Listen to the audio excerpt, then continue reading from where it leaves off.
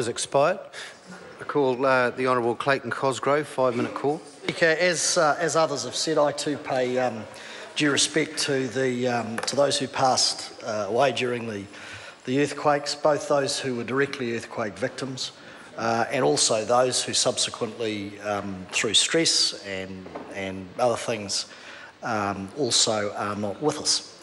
Sir, we will, and also those folks who still, and I take Mr Ducey's point, I agree with it, who still grapple with the stresses and strains, both physically, emotionally, economically and mentally, 5 years on from the quake. I think his point about mental health was extremely well made.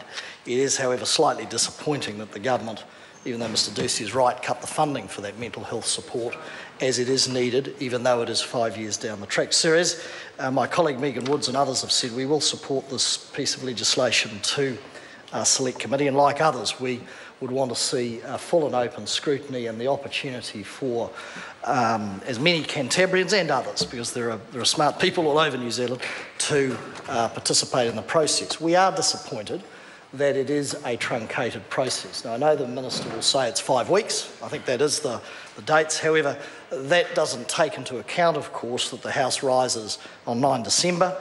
We come back in 9 February. The report back date is 25 February.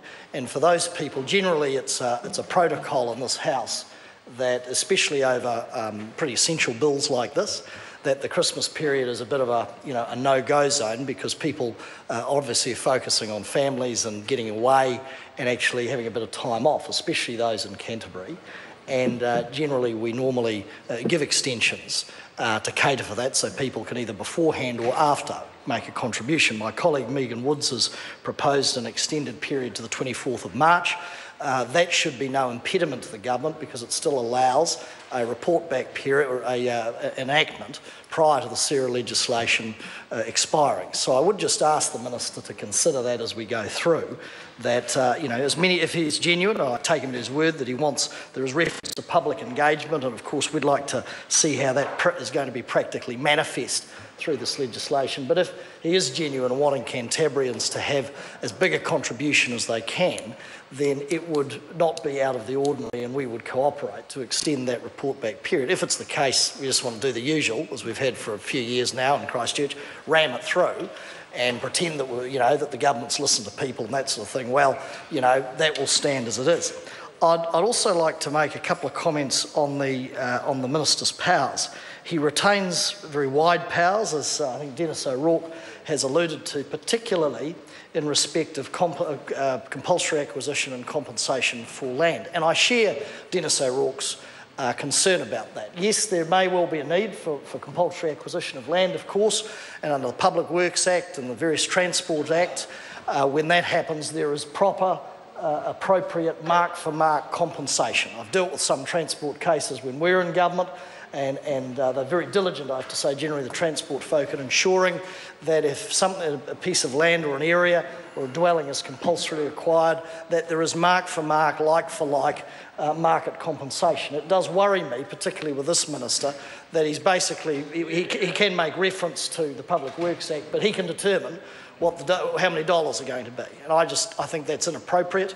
I share Mr O'Rourke's concerns. I'd also say that we, of course, did in the SERA legislation support, and I still support us voting for the so-called wartime or extraordinary powers that we gave the Minister. And we took a bit of flack from, he shakes his head, of course, he's good at that. We took a bit of flack from our constituencies for doing it, but I was the shadow at the time, and I think we did the right thing. The constituencies were a bit concerned the Minister would overreach, but I have to say we were astounded that our concerns were that he underused those powers in certain cases as problems arose when he could have intervened, and we would have supported, and we wrote to him, I don't know how many letters I wrote to him, and supported his intervention to sort out. Now, I know the Minister can only count, one 5 fingers of his hand, it was far more than 2, we would have supported him using those powers, but he underused them. So it will be interesting as we go forward to see how the Minister will indeed use those powers. So I think the people of Canterbury want to see this work. They've moved through extraordinary circumstances. They are people of goodwill. They have been knocked around both by earthquakes and the government from time to time done very good work, and more often than not, I have to say, but I think the Minister struggled to strike a balance between the bull at the gate approach and the leadership approach and the consultation approach. And I hope that he doesn't continue to confuse consultation with consensus. You consult with folks, you'll never get consensus, but people will feel they've had a fair shake and they'll buy into the process. And I hope as we go through this, the Minister will take note of that.